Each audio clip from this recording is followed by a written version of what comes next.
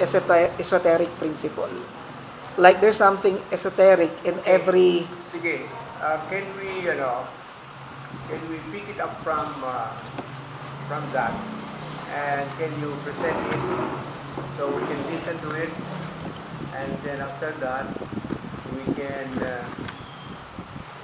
comment. Questions on it. Comment. It's more like clarification on my part.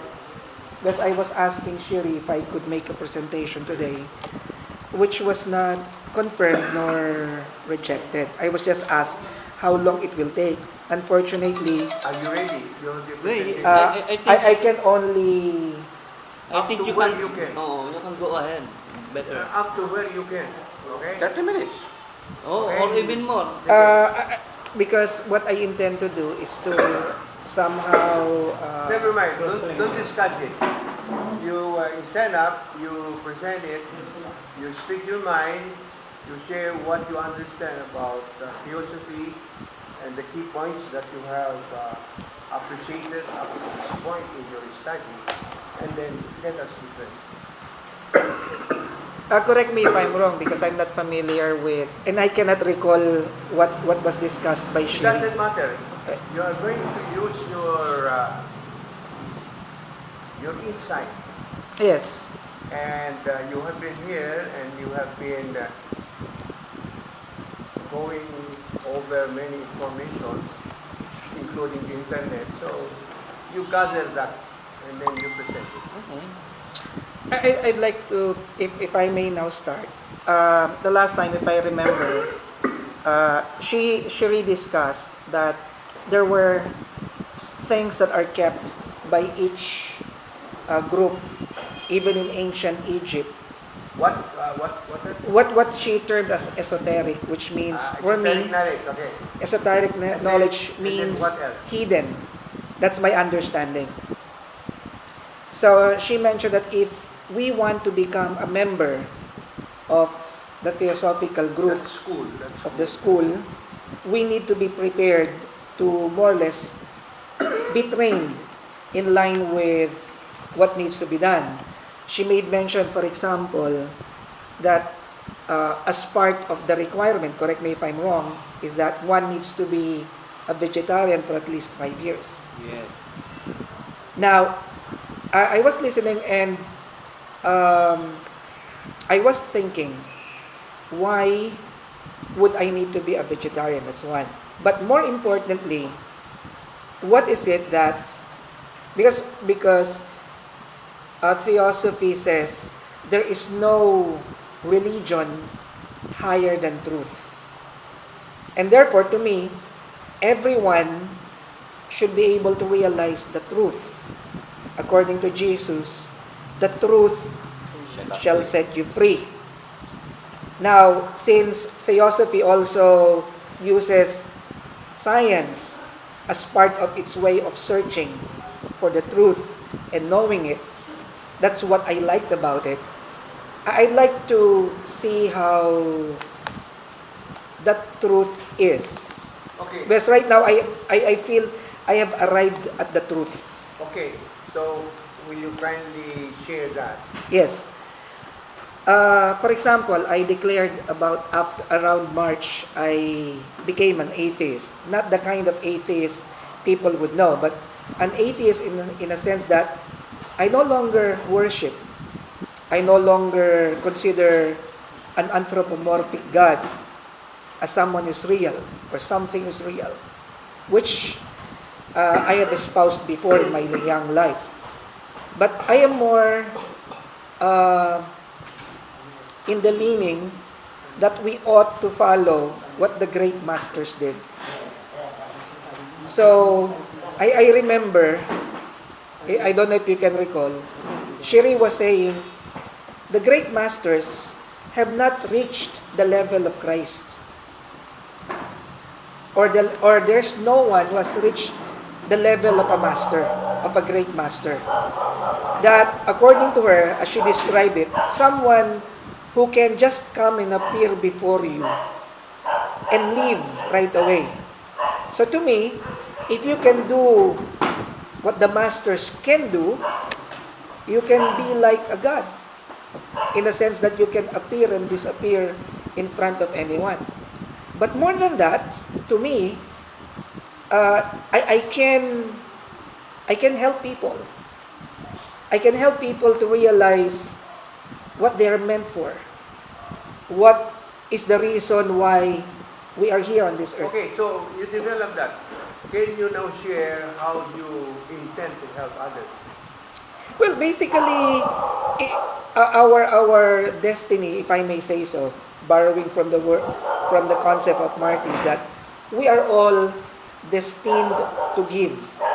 Unless we realize that in our own selves, to be able to give to others in terms of love, so that others may live, then we will be always in the process of becoming.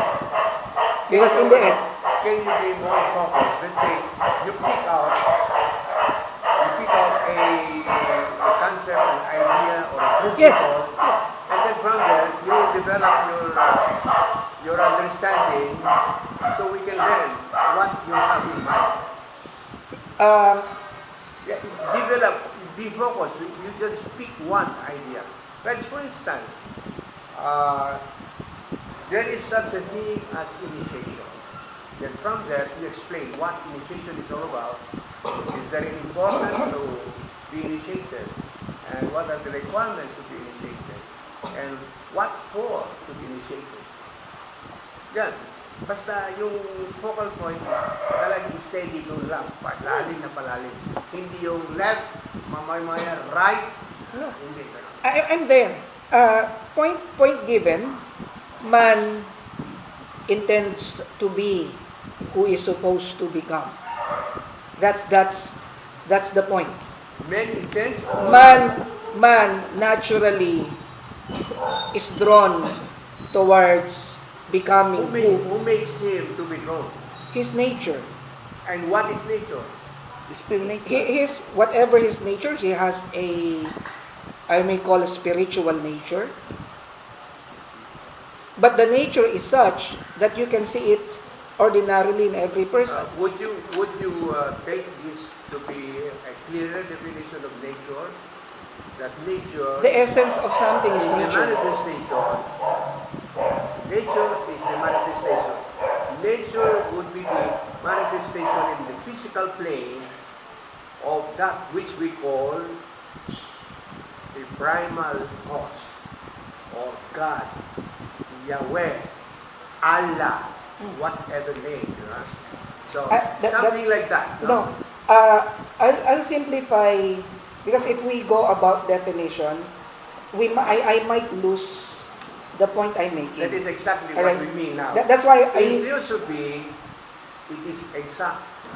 In Theosophy, it uses the right word for the right concept. Like for instance, when you say there is such a brotherhood, and this brotherhood is responsible for the evolution of this solar system, and we give them this name, cha. Ganon. Parang medyo progressive yung thinking natin. May isang topic, hindi yung pak, hindi ganon.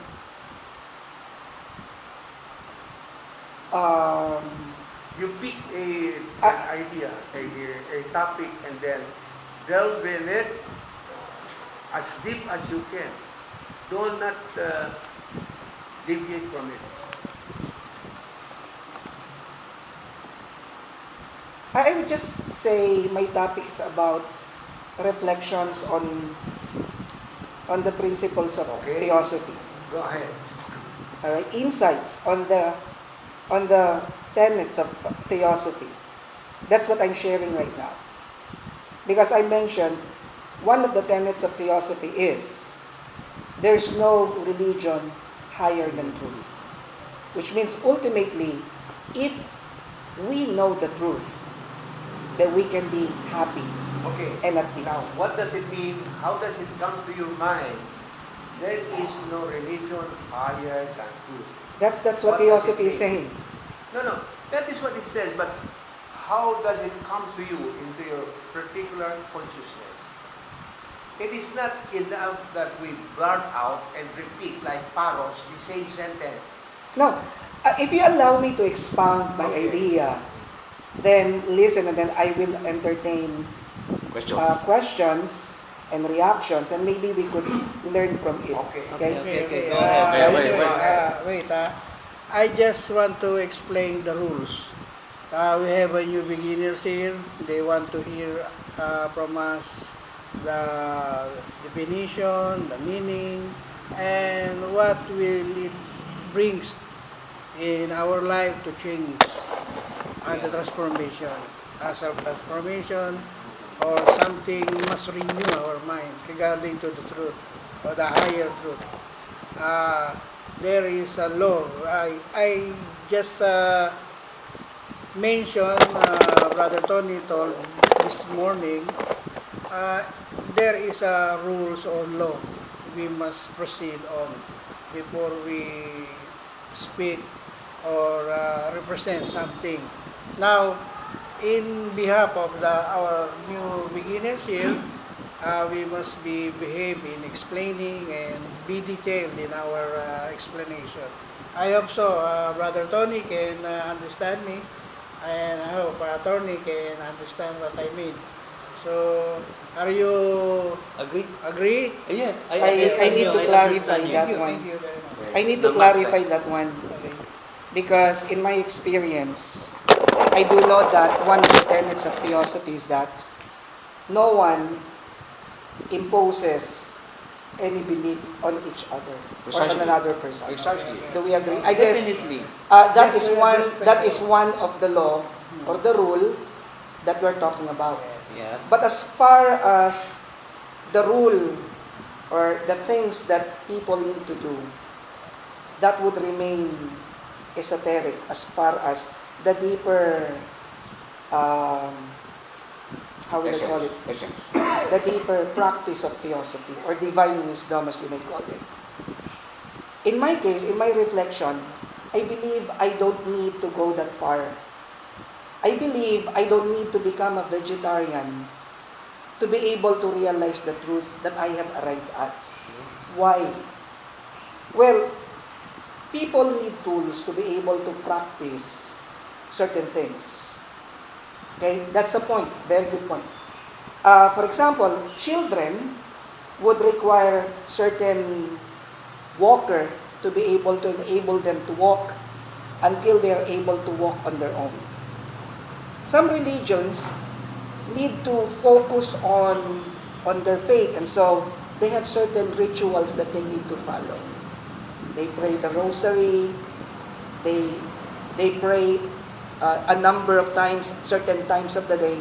Bottom line, each and every individual group, regardless of time and place, will have to follow certain rules that you're mentioning to enable them to live happily in the group where they belong. And that is found in every person. Right? So, in every community, you have your set of laws, you have your set of standards to be able to make you a good person in the community. And as you grow older, you are exposed to the 4 basic institutions of the society. You become a good member of the family, you become a good member of the school, you become a good member of the church, and you become a good member of the government. Although many times we find a lot of them in conflict. That even the government and the church may have differences among themselves. So the point is, despite those differences, if we arrive at the truth, and this is what I'm talking about, that will not dislodge us from being at peace, even with a person who is very emotional and antagonistic against us. And last time I gave the example of Jesus. He was asked, "Are you the Son of God?" And he will not answer. I gave the example of Mahavira. Mahavira is the founder of Jainism. He made a vow not to protect himself because of an experience. He was beaten up by a shepherd. He did not retaliate. And so the shepherd stopped beating him, and he said, "My God, you must be a holy man." He turned and walked away, and in his reflection he said, "Peace is greater than anger." So, with these reflections and realizations, I would say, I am an atheist, but I can study the Bible. Why? I'm more interested in finding out, did Jesus teach about how to become a wealthy person? Did Jesus teach about how to become good in a relationship that many people today fail and be unhappy about? If you look at so many posts in Facebook, yung tinatawag natin, we call them hugot, or they're called expressions of the emotion. In Filipino, we call it in slang term, H-U-G-O-T, or hugot. Okay?